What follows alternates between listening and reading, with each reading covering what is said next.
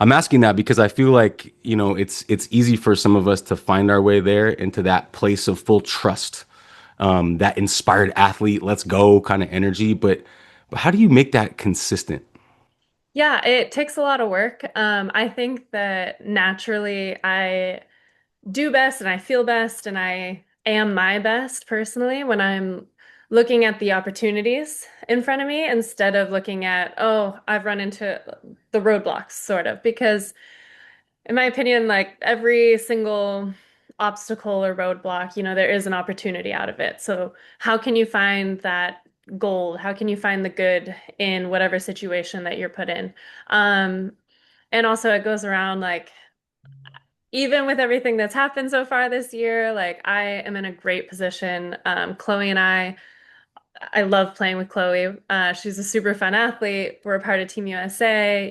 We're getting to travel and do the things we love. Like, there's so many good things, and our bigger goal is the Olympics. And so, everything going on, we get to focus on that big goal. So it's really cool and trusting the process among other things. So yeah, it's finding the good in every situation.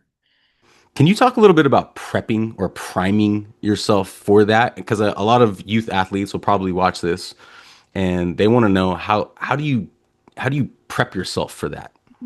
Yeah, there's a few things there. I also wanted to point out that the tunnel vision and the thing is also like being really present. That's what it means to me. I don't know, other people might be in different ways, but if I'm incredibly present, then I play my best. And Wait, pre wait, wait, wait, wait. So break that down for people too, because I know what you mean about being like almost Mhm, like one with the moment, mhm. but like yeah, go into more detail about that. How? What's the how of that? Yeah. I mean, there's so many different ways. And there like in my own game, sometimes me to be present. I'm like, I'm here. I'm able to look at exactly what I want. My eye work is tracking exactly what I want to track it with. I can feel my feet on the ground, I'm not like jumping a ton. And this is very sports related, but it can also be being present with somebody in front of you or being present, listening, being able to process information quickly. I don't know. It kind of like how you said being one in the moment. You are fully in the moment of what's happening. And that allows you to react really quickly. That allows you to process things really quickly, to come up with solutions, to make decisions. Yeah. And that's a really fun feeling. It's fun to play in flow for me. Oh, yeah, for sure. Yeah. It's something that we all strive for, whether we're athletes or entrepreneurs or just people, just inspired people, right? We want to find ourselves in flow more. Mhm. I know I want to be surrounded by more people that are in that state. I want to be in that state more. So this is awesome. So could you maybe do the flip side of that?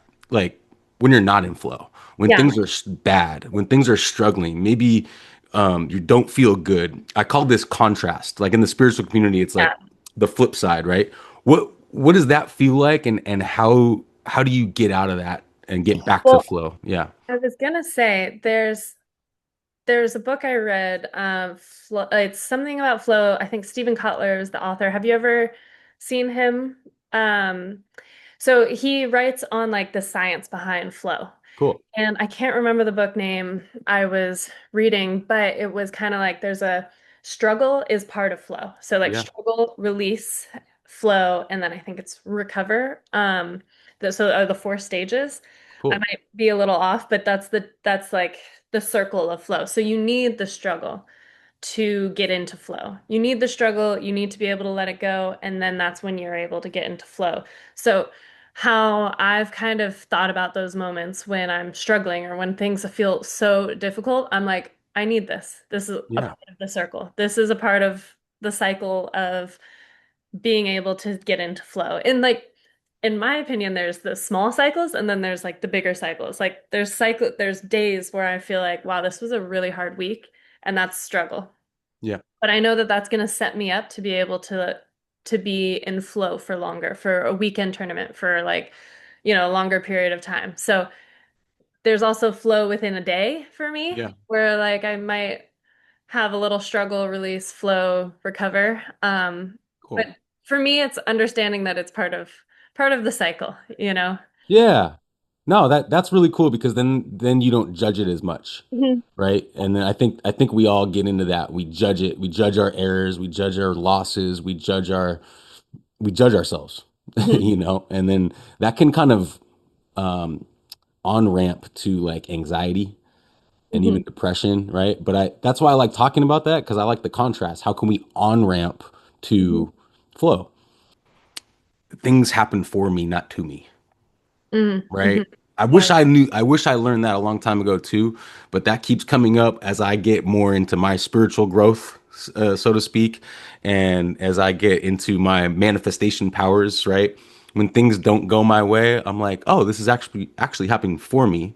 Okay, so I have to figure out what the for is. Hmm. So I really love your reframe. Can you take those two things like reframing as these are tools, right? A Yeah. reframe tool, and then it's happening for me, not to me. Yeah, no, I think that that's a big one too. Again, it goes back to you can't control all these things that are happening around you, even that affect you personally. And kind of looking for the good again in those things. Like, yes, this happened. Whatever happened is not good or bad in that moment. That's happened. How you can process it in a good way or a bad way or in a neutral way and be like, okay, what's going to happen after this, you know? And so it's kind of keeping that emotion. It's not emotion because there is always emotion tied to things, but like keeping that initial judgment to what's happened, good or bad.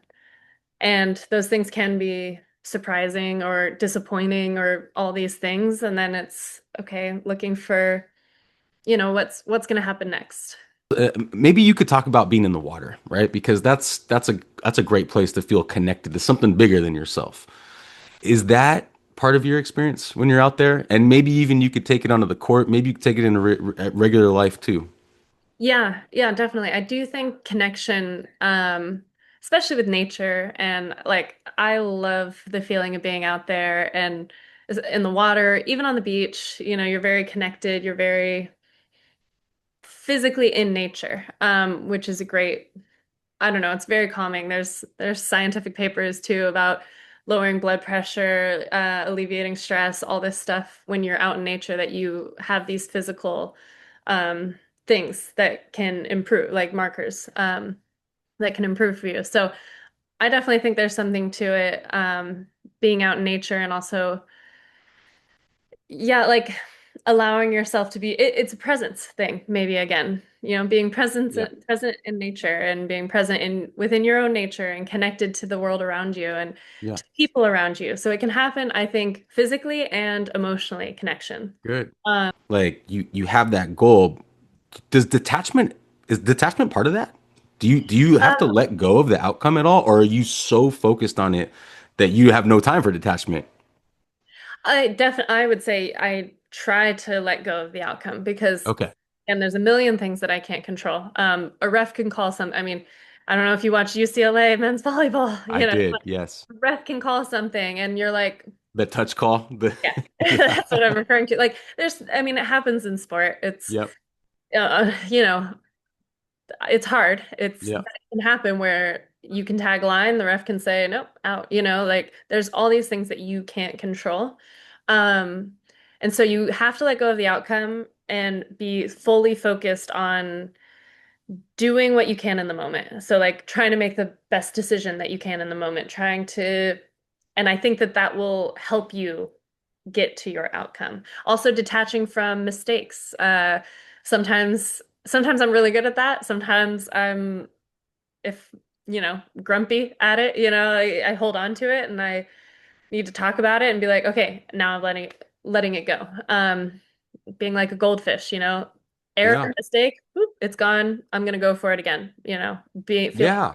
do that. So I think it So is part of the process. and she taught me about failure response system. Mm. It seems like you have one already, but I'm wondering if you could go into that a little bit more specifically for like that moment of error. Maybe it's a shank, maybe it's a hit out. There's a moment where we as athletes experience failure, and Mhm. it's like, okay, you have about 8 to 10 seconds to bounce back for that next whistle. Do you have a system in place, or is it like yeah? Talk about that.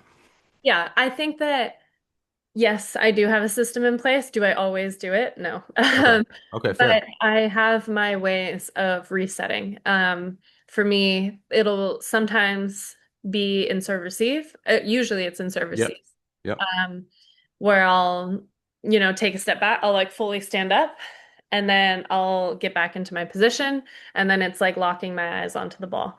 Cool. And that can kind of be my like, okay, or maybe it's like I take a step, stand up, take a few steps back. And then when I step back into my position and like get into there, it's gone Cool. at that point. So there's there's a few different ways. Like that's a physical reset for me. There's also mental reset a lot of times would be letting it go. Sometimes I'm an external processor. So I will sometimes say to Chloe, like, okay, I'm gonna do this. And that's kind of like the solution to what I made. And then it's kind of we're back into it. So there's a few different ways that are physical resets for me that help mentally reset. Let's go, Corinne. Let's go. Hey, don't go anywhere. For everyone else, thank you guys for being here, being a part of this show. Appreciate you guys. Stay inspired, everybody.